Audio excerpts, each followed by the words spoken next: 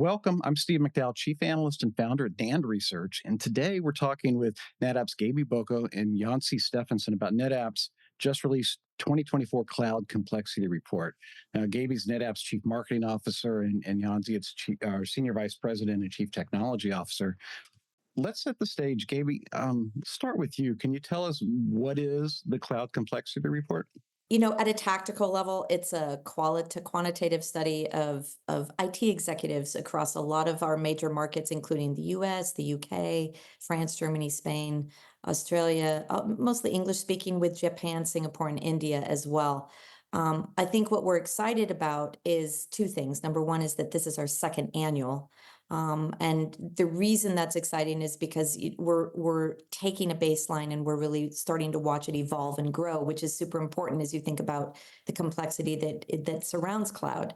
And the second reason we're excited is because it's really fascinating in this second year that we've done this to really see some of those new insights, some of that evolution around some of the biggest challenges that global IT teams faced when dealing with cloud. So, all of those things together makes this an important part of our strategy.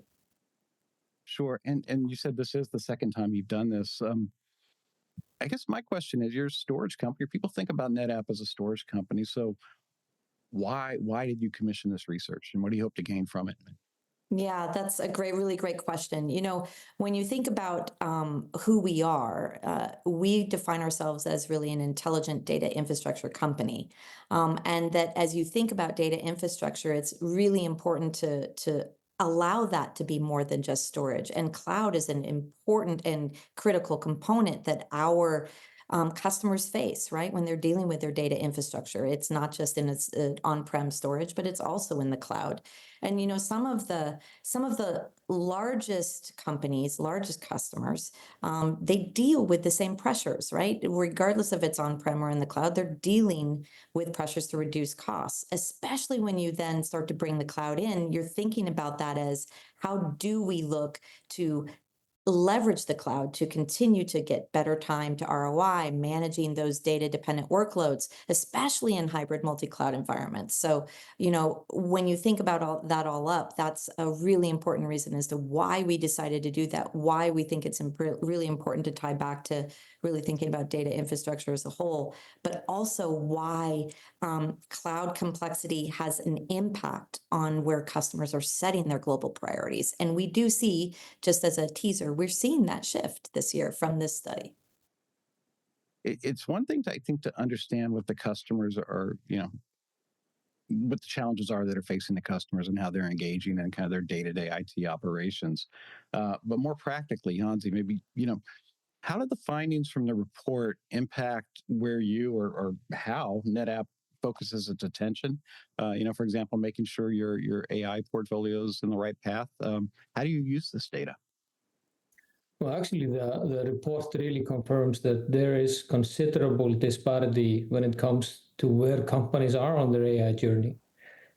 It also confirms that we are on the right path, delivering an intelligent data infrastructure that eliminates data silos and is optimized for AI and Gen AI and delivers the needed agility to the hybrid cloud world that we live in.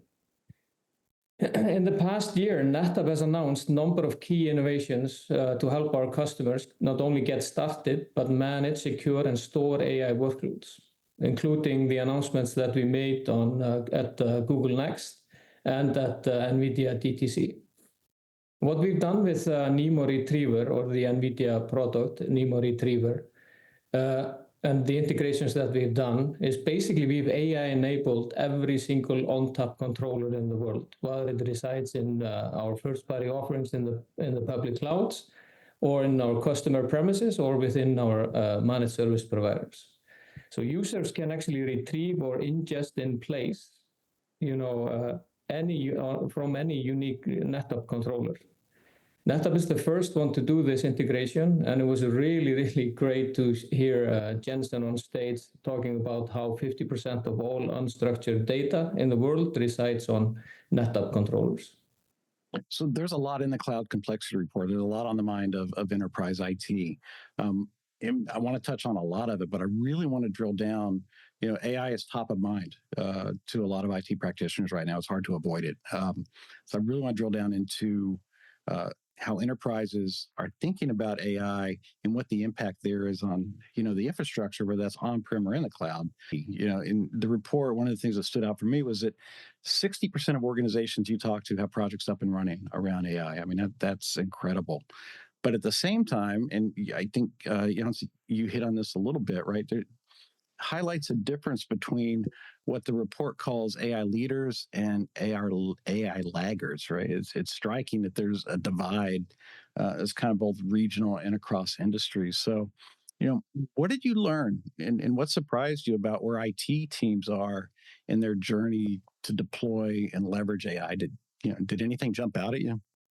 Yeah, well, I mean, what really surprised me was the difference between industries and how different industries are actually, so far apart yet have the same mission in automation and taking advantage of AI, and the geographical difference. I mean, having only 17% of Japanese customers, just barely getting started. So, but what I wasn't surprised that where the companies are on their AI journey globally, and how our laggards can really learn from the leaders, and we've seen this within our own customers as well. And for those companies that at the start of their journey, working with a company that specializes in intelligent data infrastructure is key, because your model is only going to be as good as your training data is. But returning to this theme or staying on this theme of leaders and laggards, it was equally striking that even with all that benefit, the two groups seem to view those benefits differently, right? So how should we interpret that? Well, we all understand the benefits of basically anything more thoroughly once we've actually done it, and we've seen the result firsthand. And I don't think this group of laggards are any different. I agree, Jonsi.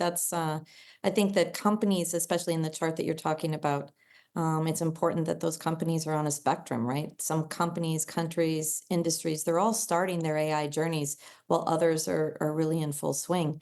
And where they are, they can learn from the other leaders in the industry as to how to fully embrace AI for automation, analytics, security, innovation. And that's, I think, the beauty of really having this study and people learning from others. It's the same way you did with cloud, right? This is now an impact for cloud, and it's a new way to learn how to use cloud and use AI as a wedge for that. But I think, as I look at this, one of the reasons that it seems complex and challenging as an IT guy is, a lot of these technologies are not traditional IT technologies that we're used to dealing with. A lot of this comes out of, the scientific computing world or the HPC world. So, as an IT guy, this doesn't look like traditional enterprise workloads, right? Compute infrastructure looks different, although cloud can, I think, simplify a lot of that. Networking looks different, but we also have to treat our data different, right? It's not about storage and just delivering a certain level of performance on storage. It's really about the data infrastructure. And, more enterprise data, I think, is managed by NetApp solutions than probably any other technology provider out in the market. Nobody understands data better than you. So this one's for you. What needs to change, and how should IT practitioners think about their data infrastructure as they need to support enterprise AI initiatives? Well, they say that specifically Gen AI has quadruple the worth of unstructured data, and unstructured data resides on enterprise controllers, and enterprise data management is still or even more important right now than ever before. So I kind of like to think about that you are actually getting way more value for the data than ever before. And companies are going to be needing a unified approach to infrastructure and data management that enables performance, productivity, and protection. Don't forget about the protection. And the key here is everywhere, because we are going to be in a world where GPU capacity, like for example, there's an 8 month wait for the Hopper GPU from NVIDIA right now. And if you are in that scenario and AI has become, like it's going to become for any company in the world, mission critical for the survival of the company, how to migrate, replicate data, how to be compliant and make sure that all the governance are in place, then IT. So IT is going to play a critical role in all of this. NetApp has the highest performing data infrastructure that eliminates silos, because we are the only company in the world that can actually say that we have a first-party storage offering with all three of the hyperscalers. The technology scares a lot of IT workers, and there's a belief that they have to go and reconfigure their data center. How do you look at the impact of AI on the underlying infrastructure, IT infrastructure? Everybody thinks that they have to, redesign their data centers for InfiniBand to get started, and none of the enterprises are going to redesign their data centers. I mean, they're going to stay with the Ethernet standards. So there are two ways of looking at AI as an IT practitioner, right? One is making sure that we have the services we need to support the enterprise and their AI needs, right? And that's one bucket. I think we've been talking a lot about that here. But the other is the use of AI to improve IT operations. And one of the things the Cloud Complexity Report called out or touches on is the rise of automation, using or highlighting the use of AI for cloud ops and AI-driven cloud deployments. The report said, if I'm remembering this right, something like 85% of what you classify as AI leaders are automating cloud operations, and a smaller number of laggards are following suit. How should we think about the role of AI-enabled automation in enterprise IT? Well, I think we've hit an inflection point in AI. At one point, AI was just a way for customers to differentiate themselves. Certainly the case today is that if you don't do AI, you're getting left behind. So it has gone from, it would be nice to have an investment dollars to do this, to if I don't do this, I might not survive. It's basically there. Let's go a little bit deeper there, right? We've already figured out that AI is a competitive differentiator, and that it accelerates innovation. What Jonsi's referring to here at NetApp is that AI is something that we've deeply ingrained in our operations, not just from even what Jonsi measures, but from even tools that use machine learning, predictive analytics to enhance storage system health, availability, security, sustainability. All these ways are ways that AI is helping marketing and sales and product to understand and support customers better. Number one is, what are you going to do for your customers? And then what are you going to do internally that really help your customers' experience? So I think that's unlimited. And that's what this report is showing, is that you can refine and define complexity and automation in several different ways, but you always need to come at it from a customer perspective, and then how what you're doing changes that as well. So you said a couple of things there, and I want to drill down and touch on them a little bit. When we talk about AI today, we're defaulting to generative AI. That's where the heat is. That's where a lot of the interesting applications are. But the reality is, right, more traditional machine learning based AI, we've been doing this for a long time. And I know NetApp, Jonsi, has a long history of using, predictive analytics and causal AI, to understand the IT guys don't always see this, but you have experience as part of your system and has been for a long time, right? Yeah, definitely. Even though the terminology intelligent data infrastructure is relatively new, we've been doing this for a long, long time, where we have identified, what is hot data, what is cold data. We've, all of our efficiencies, our deduplications, everything that we've been doing is all based on machine learning. And machine learning also tells us when to tear off data to object storage, for example, for cost optimization. And then it brings it back as soon as it becomes warm or slightly warmer. It actually brings it back to our controllers. That's all based on machine learning. I want to set AI aside for a second. I think what I'm hearing here is, and what I've read in the report is, AI is of strategic importance to most enterprises, and it's going to change the way that IT manages operations and does its job. Uh, it's a strategic focus, right? But much more tactically, day to day, the real active daily concern for IT leadership at most enterprises isn't AI. It's making sure the organization is protected against cyber attacks, preventing attacks, and quickly recovering from those attacks. Seems also to be top of mind for those you talked to in the report. So, what did you learn from the report about how IT leaders are thinking about the evolving threats and cybersecurity and how they can better protect their enterprise?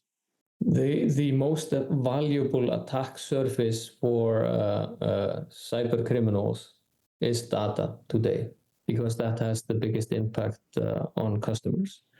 So cybersecurity being a top concern for everyone in every region, in every industry, is not surprising.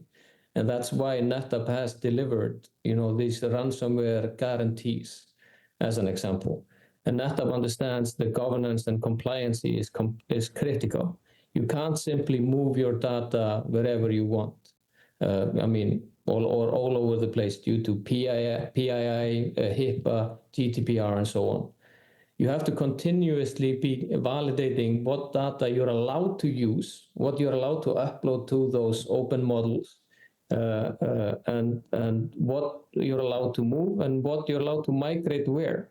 So that is why it's becoming a business critical component of what we call an intelligent data infrastructure. Yeah, I think just specifically, I think you were referring to that point in the survey that increased cybersecurity jumped from, I think, 16% to 45 to 61, right? So all other concerns for everybody in the survey decreased, which is really fascinating. And I think Jonsi just was tying it back to AI, right? When you think about the advent and emergence of AI, it has a bearing on cybersecurity because it means that every company, every employee, every bad actor, everybody wields incredible power. And so those concerns are not unwarranted. AI can contribute, can help. What Jonsi was talking about, protecting your data, is really at the core of when you're trying to solve these problems. If you're keeping data at the core, if you're thinking about pairing and understanding your intelligent data infrastructure, then you're really answering those concerns and you're not treating the risks in silos. But it was quite astonishing how high that jumped in the survey as something that people were wanting answers to, or wanting or needing to deal with. So I want to stay on this cybersecurity thing for a second, but maybe walk away from the report and talk about the technology and how IT should think about cybersecurity. Historically, we've always relied on a vast array of external tools, third-party tools to manage cybersecurity. But I think, as one of you pointed out, the cyber threats are against your data, and my data is living on a NetApp array someplace or in the cloud on ONTAP.